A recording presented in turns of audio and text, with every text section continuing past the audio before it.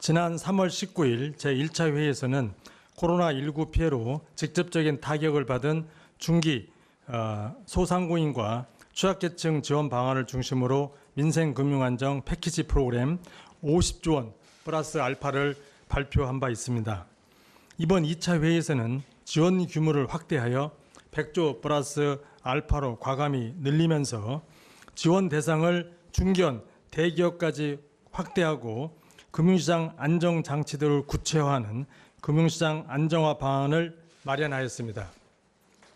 1, 2차에 걸쳐 금융부문 대응 방안이 우선적으로 논의된 것은 기업을 살리고 우리들의 일자리를 지키고 결국 이 모든 것이 민생 경제를 지킬 수 있기 때문입니다. 대외적으로 어려운 시기인 만큼 소상공인, 기업에 대한 충분한 자금 공급이라는 금융에 주어진 소명을 다하는 데 최선을 다하겠습니다.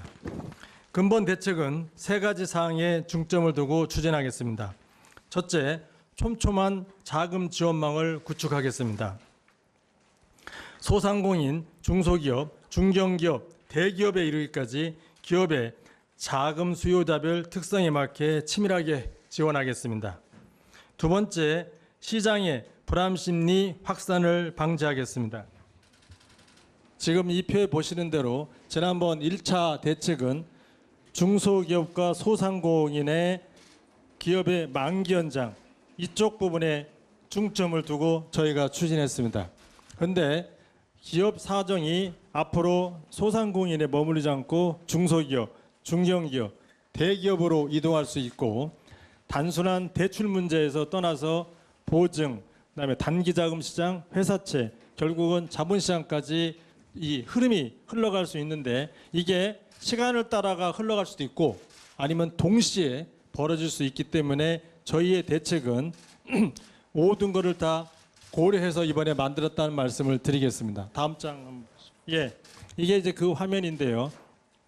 이게 수요자별들입니다. 여기까지는 기업들이고요.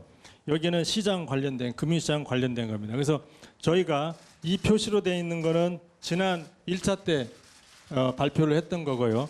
지금 이번에는 이 부분을 발표하는 겁니다. 결국은 각각의 필요한 부분, 그러니까 소상공인이 뭐 펀드를 채권을 발행한 일이 없으니까요. 소상공인이 필요한 일, 중소기업에 필요한 일, 대기업에 필요한 일을 다 감안을 해서 이 정책을 만들었다는 말씀을 드리겠습니다.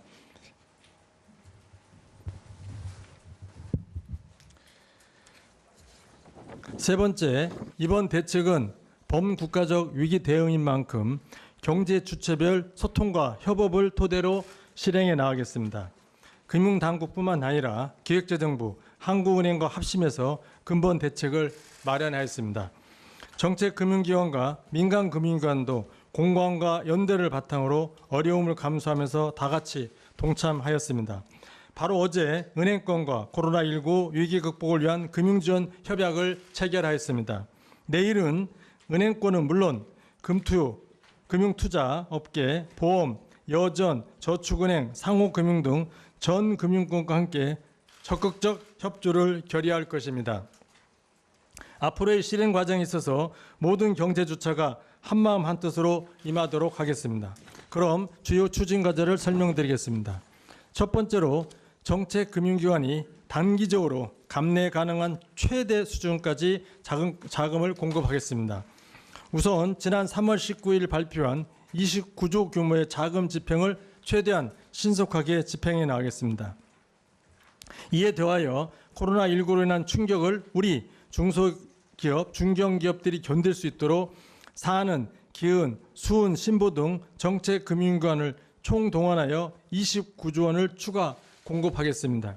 아까 화면에 보면은 중소기업까지의 자금을 만기 연장을 지난번에 말씀을 드렸는데 이제 중견기업이 뭐 어떻게 되냐 그런 이제 또 민원도 있고 의견도 있어서 이번 대책에는 포함은 안 됐지만 어쨌든 중견기업도 저희가 자금을 뭐 전방위적으로 공급하는 마당이니까 가급적 만기 연장이 될 수 있도록 은행권과 협조를 하고 협의를 드리겠습니다. 그리고 필요하다면은 대기업에 대해서도 자구 노력을 전제로 한 자금을 공급할 수 있도록 하겠습니다.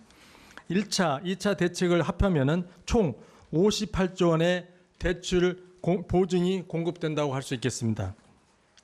두 번째로 채권 시장을 안정화시키겠습니다.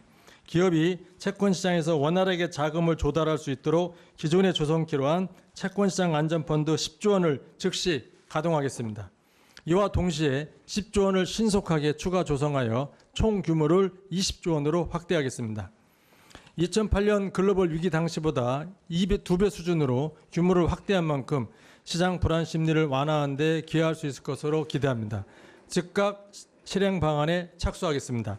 바로 오늘 오후에 출자 금융회사로 구성된 리스크관리위원회에서 3조 원 규모의 1차 캐피탈콜을 진행할 예정입니다. 이를 토대로 4월 초부터 최대한 빠른 시일 내에 채권 매입을 시작하겠습니다. 다음으로 지난번에 발표한 신용보증기금의 회사채 발행 지원 프로그램 프라이머리 CBO 6.7조 원을 신속하게 지원하겠습니다. 특히 근본 코로나19로 인한 경제적 충격의 여파가 실물경제 전반에 미칠 가능성에 대비하여 지원 대상도 중소, 중견기업에서 대기업까지 확대하겠습니다. 원활한 회사채 차원 발행을 위해 회사채 신속인수 제도, 사는 등 정책금융의 우선 매입을 통해 4조 1천억을 추가 지원하겠습니다. 이번 2차 대책을 통해 신규로 지원되는 규모는 1차 대책에서 발표한 프라이머리 CBO 지원 규모를 제외하더라도 24조 1천억 원이 됩니다. 그리고 어차피 회사채의 프라이머리 CBO를 지원할 거니까 1, 2차를 합치면은 30조 8천억 원이 회사채 시장의 안정에 기여할 수 있다고 말씀드릴 수 있습니다. 3월 19일 기준 회사채가 저희가 파악한 것은 한 778조가 발행된 걸로 저희는 알고 있습니다. 이 중에 기업 회사채가 한 300조 되는 걸로 알고 있고 금년 말까지 돌아오는 것이 한 31조 정도로 저희가 그냥 파악하고 있습니다. 저희가 31조 중에서 초우량 AAA 회사채는 시장에서 저는 소화될 수 있다고 봅니다. 그렇다면은 저희가 이번에 지원한 30조 8천억으로 금년 말까지 오는 회사채를 소화하고도 초우량 회사채 부분은 빠지니까 여력이 있다고 계산이 되오고 그 여력은 뒤에 말씀드리는 CP를 매입하는 데 활용하도록 하겠습니다. 자, 그러면은 세 번째로 단기 자금 시장 안정화가 될 수 있도록 하겠습니다. 최근 기업보험, CP, 전자단기사채 등 일부 단기자금 시장에서 거래가 위축되는 현상이 나타나고 있습니다. 안정적인 기업 경영을 위해서는 필요한 단기자금을 적시에 조달하는 것이 중요한 만큼 다각적으로 지원하겠습니다. 우선 증권사에 대해서 증권금융대출 등을 통해 5조 원 규모의 유동성을 지원하겠습니다. 마침 어제 한국은행에서 오늘자로 증권사에 대해서 RP 방식으로 자금을 지원하는 계획을 발표하고 아마 2차례 들어간 걸로 저는 알고 있습니다. 한국은행에 감사드립니다. 결국은 발표에 그치지 않고 실제로 자금이 집행되는 것을 한 예를 더 보여주신 겁니다. 아울러 정책금융기관이 2조 원 규모로 우량 기업보험과 전자단기사채를 매입하도록 하겠습니다. 이를 합하여 총 7조 원 규모가 지원됩니다. 앞서 말씀드린 대로 채권시장 안정펀드도 CP 매입을 할 수 있게 여유가 있고요. 이를 통해 서로 밀접하게 관련을 맺고 있는 장기 회사채 시장과 단기 자금 시장의 안정을 동시에 기여할 수 있다고 저는 기대합니다. 넷째로 주식시장 안정을 위해 노력하겠습니다. 주식시장 안정은 경제 심리 안정, 기업 가치의 유지, 그리고 일반 국민의 자산 증식 측면에서 매우 중요합니다. 5대 금융지주와 업권별 주요 금융회사 등이 뜻을 모아 10조 원 규모의 증권시장 안전펀드를 조성하겠습니다. 주식시장 전반의 안정을 도모할 수 있도록 개별 주식이 아닌 시장 전체를 대표하는 지수상품에 투자 운용하겠습니다. 1차 캐피탈 콜 규모는 약 3조 원 내외가 될 것이며 4월 초부터 본격적으로 투자를 개시할 계획입니다.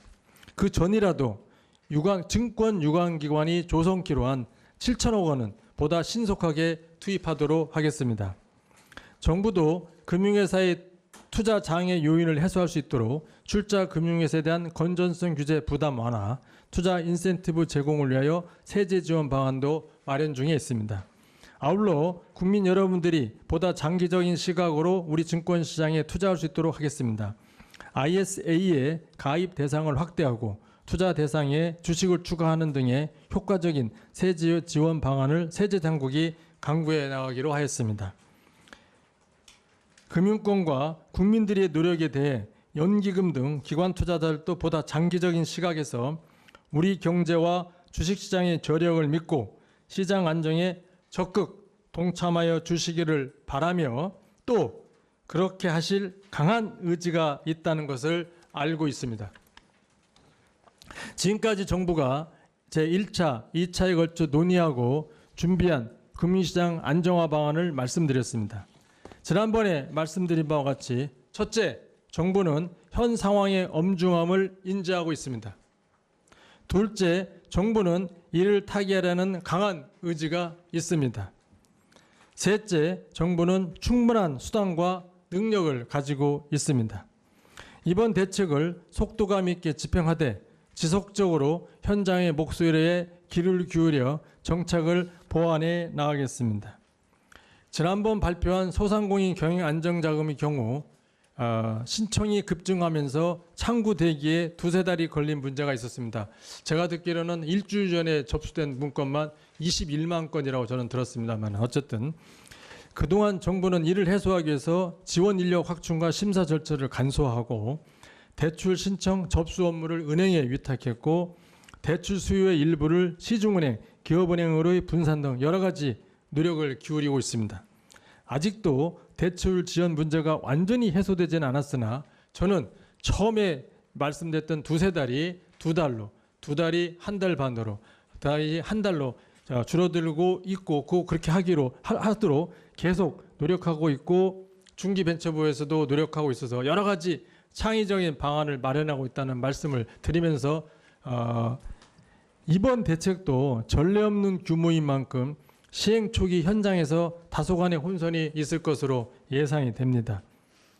동시에 20조를 집행한다든지 몇 조를 집행하는 게 그렇게 쉬운 문제는 아니고 그 금융이라는 게 뚝딱 해서 나오는 건 분명히 아니기 때문에 그런 부분에서는 금융권, 기업, 국민, 언론인 모두가 조금씩은 인내하고 양보하여 어려움을 해체 나갔으면 합니다.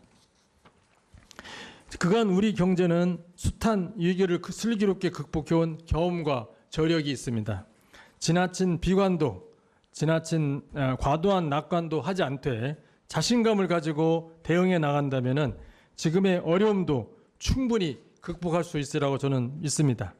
국민 여러분들의 많은 지지와 협조를 부탁드립니다. 감사합니다.